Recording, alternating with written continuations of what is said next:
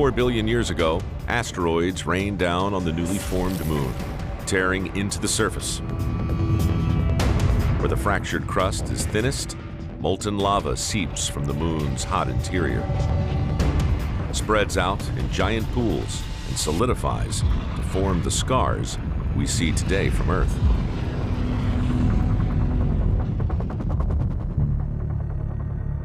And strangely, although the moon rotates, the Earth's gravity holds onto it so tightly, the same face points towards us at all times, making the features on the far side of the moon a complete mystery.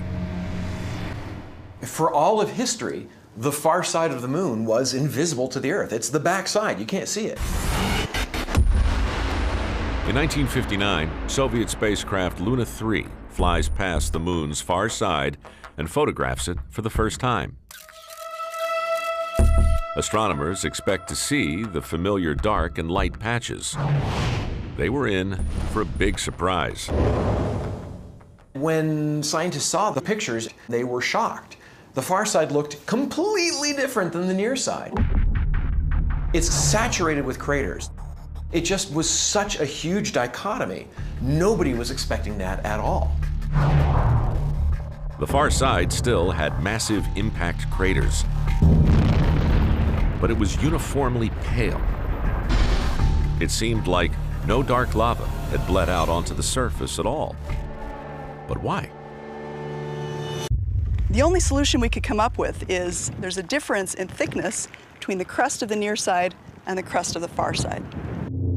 But the backside must be so thick that lavas are not able to come up through them and erupt out onto the surface. Instead, on the front side, where it's very thin, lavas can easily come up through cracks and flow out onto the surface. Recent NASA missions confirm the crust on the back of the moon is around 30 miles thicker than the crust on the front. The far side is thicker. It's not like, oh, part of it is and part of it isn't. No, it really, the other side of the moon has a thicker crust than the near side. That's bizarre.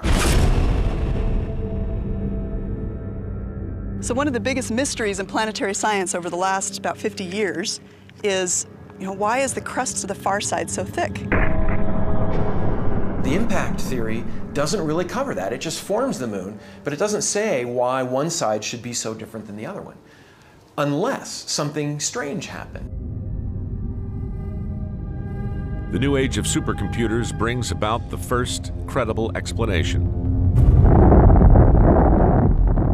The impact of Theia could have made two moons, not one.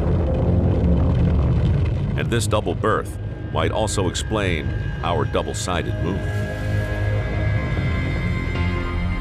According to the theory, 4.5 billion years ago, there are two moons in the night sky. The smaller moon chases its larger sibling, gradually getting closer. Eventually, the two moons mush together in slow motion. And the smaller moon covers the far side of the larger moon, creating a new, much thicker crust.